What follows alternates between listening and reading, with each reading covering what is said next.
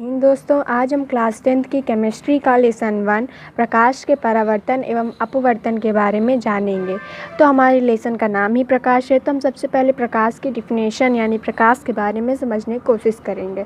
जब हमारा base clear होगा तब हमारे अन्य टॉपिक भी क्लियर हो जाएंगे। ठीक है, तो देखिए, प्रकाश एक प्रकार की ऊर्जा है। जी हाँ, प्रकाश ऊर्जा, सौर ऊर्जा, गति ऊर्जा, ये सभी एक प्रकार की ऊर्जा होती हैं। तो प्रकाश भी एक प्रकार की ऊर्जा है जो हमारी आँखों को संवेदित करता है, अर्थात हमारी आँखों से ही वो दिखाई देता है, हमारी आँखों से ही प्रकाश का कार्य होता है।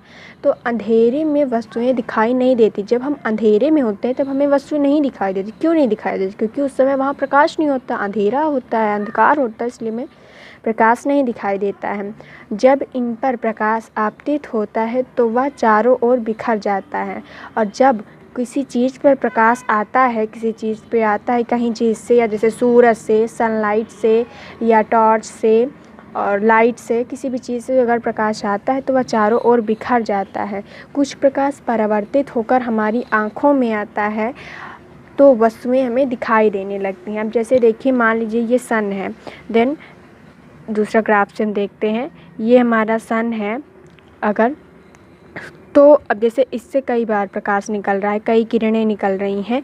यहाँ पर एक आदमी खड़ा है, उसे कैसे दिखाई देगा? जब ये प्रकाश की किरण उसकी आँखों से परिवर्तित होकर किसी वस्तु पर पड़ेंगी तब ये वस्तु इस व्यक्ति को दिखाई देने लगेगी। लेकिन जब ये प्रकाश किरण ऐसे चली जाती है, ऐसे चली जाती है, ऐसे चली जाती है, तो हमें नहीं दिखाई देगा। जब ये हमारी आँखों से परिवर्तित होगी तभी हमें दिखाई देगा। ठीक है, देन अगला पॉइंट हमारा क्या है? प्रकाश के गुण। अब हम कैसे जानेंगे प्रकाश के गुण क्या है? प्रकाश के गुण, ठीक है, देखिए, प्रकाश निर्वात में चल सकता है। इसकी चाल 3 × 10⁸ मीटर प्रति सेकंड होती है। इसका मतलब क्या है? निर्वात में का क्या मतलब है? निर्वात का मतलब है कि बिना कोई वातावरण के या बिना कोई माध्यम के चल सकता है। उसे हवा की, उसे किसी साउंड की, किसी भी चीज़ की ज़रूरत नहीं होती है, तो वह निर्वात में चल सकता है, बिना किसी वातावरण, बिना किसी वात के, अर्थात निर्वात में चल सकता है। और इसकी चाल 3 × 10⁸ मीटर होती है। ये बहुत ही बेसिक क्वेश्चन है और बहुत ही मेन क्वेश्चन भी है। सेकंड पॉइंट हमारा है, प्रकाश सरल रेखा में चलता है। प्रकाश सरल रेखा में चलता है। सरल रेखा का मतलब है ये नहीं कि प्रकाश पुंज ऐसे ऐसे चले, प्रकाश की किरण सीधी ही चलती है, ऐसे जाएगी ऐसे। हाँ, ये है कि वो किसी पॉइंट से मुड़कर किधर भी जा सकती है, लेकिन वो ऐसे ऐसे ऐसे ऐसे नहीं जाएगी, वो हमेशा सीधी ही जाती है। ठीक है, तो वही कह रहे हैं कि प्रकाश सरल रेखा में चलता है। अगला पॉइंट है, प्रकाश पारदर्शी माध्यम जैसे कांच, वायु आदि से गुजर सकता है। इसके कहने का मतलब है कि प्रकाश किसी भी चीज़ से किसी भी पारदर्शी वस्तु से गुजरता है। जैसे हमारे घर में कांच की खिड़कियाँ होती हैं, पर उस पर लाइट पड़ने पे, सनलाइट पड़ने पर फिर भी धूप अंदर आ जाती है, फिर भी धूप अंदर आती है। हम जहाँ बैठे हैं वहाँ वायु है, फिर भी हमारे ऊपर धूप पड़ती है। तो इसका मतलब कि किसी भी पारदर्शी वस्तु जिसके आर पार, पारदर्शी मतलब जिसके आर पार हमें दिखाई दे, तो किसी भी पारदर्शी वस्तु से प्रकाश गुजर सकता है, परंतु अपारदर्शी माध्यम जैसे लोहा, लकड़ी आदि से नहीं गुजर सकता। लेकिन लोहा, लकड़ी आदि चीज़ों से नहीं। अब मान लीजिए आपके यहाँ दरवाज़ा है और वो लोहे का बना हुआ है। जैसे हम उसको बंद करते हैं तो प्रकाश किरण नहीं आती है हमारे घर के अंदर या कमरे के अंदर, और जब हम उसे खोलते हैं तो हवा पारदर्शी होने के कारण वो अंदर आ जाती है। ठीक है, अब देखिए, चमकदार तलों पर प्रकाश का परावर्तन होता है। यानी कि जो चमकदार तल होते हैं, जो थोड़ा सा चमकीले होते हैं, उन पर प्रकाश का परावर्तन होता है। प्रकाश का मतलब यहाँ से जाके प्रकाश इधर चली जाएगी, प्रकाश किरण इधर परिवर्तित हो जाए, तो चमकदार तलों पर प्रकाश का परावर्तन होता है। अब एक दृश्य प्रकाश होता है। दृश्य प्रकाश का मतलब होता है जो प्रकाश हम देखते हैं, जिस प्रकाश के द्वारा हमें दिखाई देता है, जिस प्रकाश को हम देखते हैं उसे हम तरंग दैर्घ्य यानी दृश्य प्रकाश की तरंग दैर्घ्य 3900 एंगस्ट्राम, इसे एको एंगस्ट्राम कहते हैं।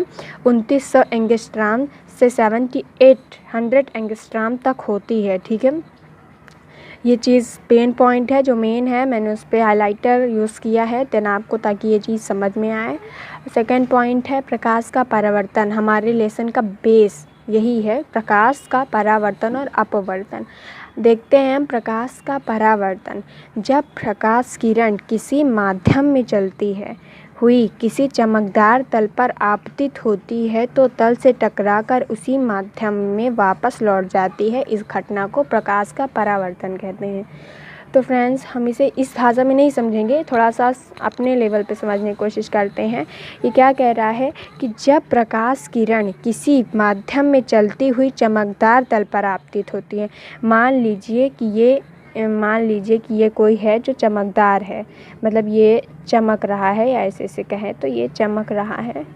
ओके, तो ऐसे आपतित, जब कोई प्रकाश किरण इस पर आपतित है, ये प्रकाश किरण यहाँ से आ रही है, ठीक है, ये आ रही है, आपतित है, आपतित मतलब आ रही है। ओके, ठीक है, क्या ये आपतित किरण है, मतलब कि ये आ रही है। तो जब कोई प्रकाश किरण आती है और इस तल से टकराकर इस चमकदार, ये तल हमारा चमकदार है, इस तल से टकराकर परावर्तित हो जाती है, लौट जाती है, यानी कि यहाँ से लौट जाते, तो ये आना और जाना, ये क्या है, प्रकाश का परावर्तन है। क्या है बच्चों, प्रकाश का परावर्तन है।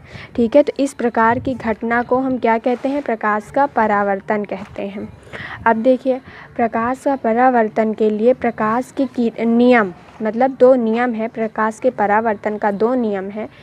प्रकाश के परावर्तन के 2 नियम हैं, उनमें से पहला नियम क्या है, पहला नियम क्या कहता है, ये पहला नियम कहता है कि आपतित किरण, परावर्तित किरण तथा आपतन बिंदु पर अभिलंब तीनों एक तल पर स्थित हैं। अब आपतित किरण, परावर्तित किरण, आपतन बिंदु, अभिलंब, ये सारी चीज़ें मिक्स हो जाती हैं और बिना ग्राफ के अगर हम इसे समझे तो ये केवल रटने लायक है, समझने लायक नहीं है। तो अब हम ये चीज़ देखते हैं, हम साइड में ग्राफ बनाए हैं, उससे ही इस चीज़ को समझने की कोशिश करते हैं। देन आपका अगर परावर्तन के नियम का ग्राफ बोला जाएगा तो आपको सेम एज इट इज़ ऐसे ही ग्राफ बनाना है। तो हम देखते हैं कि प्रकाश के परावर्तन का ग्राफ कैसे बनता है। देन ये हमारा एक दर्पण बनाया, इसे हम कहेंगे समतल दर्पण, जिसे नीचे की तरफ बारी होती है, कहें तो बारी इसे कहते हैं, समतल दर्पण ये बनाए हैं। अब कोई प्रकाश की किरण इधर से आ रही है, हाँ, और इधर जा रही है, मतलब आपतित हो रही है और परावर्तित हो रही है। इन दोनों का ये जो मेन पॉइंट, देन ये जो बेस है, ये क्या होगा, अभिलंब होगा। अभिलंब, हमने प्रकाश के परावर्तन में 3 चीज़ पढ़ा, आपतित, अभिलंब, परावर्तित और आपतन। तो ये चारों चीज़ें मिक्स ना हो, इसलिए इसे अच्छे समझने की कोशिश। आती हुई किरण को आपतित कहते हैं, जाती हुई किरण को परावर्तित कहते हैं, मिलने वाले बिंदु को आपतन कहते हैं और उसी बिंदु से खींची गई रेखा को अभिलंब कहते हैं। ठीक है, तो अब जो इधर का हमने जो ये इतना जो पॉइंट है, ये इतना इधर का, ये इधर का जो पॉइंट है, इसे हम किससे प्रदर्शित करते हैं, आई से। किससे प्रदर्शित करते हैं, आई से। और इधर का जो पार्ट है ये, इसे हम किससे प्रदर्शित करते हैं, आर से। ओके, तो ये जो अभिलंब है ये हमेशा एन से लिखा जाता है और इसे ए, बी, सी आप कुछ भी नाम दे सकते हैं, ये कोई नाम डेफिनेटली कंफर्म नहीं होता है। ओके, तो इसमें क्या कह रहा है क्वेश्चन में कि आपतित किरण, परावर्तित तथा आपतन बिंदु पर अभिलंब तीनों एक ही तल पर स्थित होते हैं। मतलब आपतित किरण, अभिलंब, परावर्तित किरण और आपतन बिंदु, ये तीनों एक ही उस पर, एक ही तल पर स्थित हैं। देखिए ये सब एक ही तल पर स्थित है, मतलब ऊपर के ही तल पर। ऐसा नहीं है कि ये नीचे से जा रही है, ये नीचे से जाके फिर ऊपर जा रही, नहीं, ये सब तीनों एक ही तल पर स्थित हैं, ऊपर के ही तल पर स्थित हैं। तो उसे ही कहा जा रहा है कि ये तीनों ही सभी ऊपर के ही तलों पर स्थित होते हैं। दूसरा हमारा जो दूसरा वो है नियम, उसे वो क्या है कि आपतन कोण सदैव परावर्तन कोण के बराबर होता है। आपतन कोण कौन सा बच्चों था, जो आता है वो आपतन, जो आता है और उसके बाद जो जाता है वो परावर्तन कोण हो गया।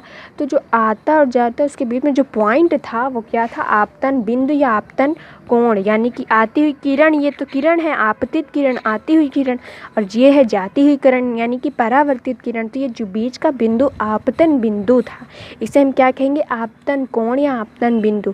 ये सदैव परावर्तन कोण के बराबर होता है। किसके बराबर होता है, परावर्तन कोण, यानी आपतन कोण परावर्तन कोण के बराबर होता है, यानी आई आर के बराबर होता है। ठीक है, क्या चीज़ होता है, आई आर के बराबर होता है। Thank you friends. अभी मैं आज इस वीडियो में इतना ही पढ़ाऊँगी। अगले वीडियो में आपको तरंग दैर्घ्य, गोलीय दर्पण, अवतल दर्पण, उत्तल दर्पण ये सारी चीज़ें ही बताने की कोशिश करूँगी।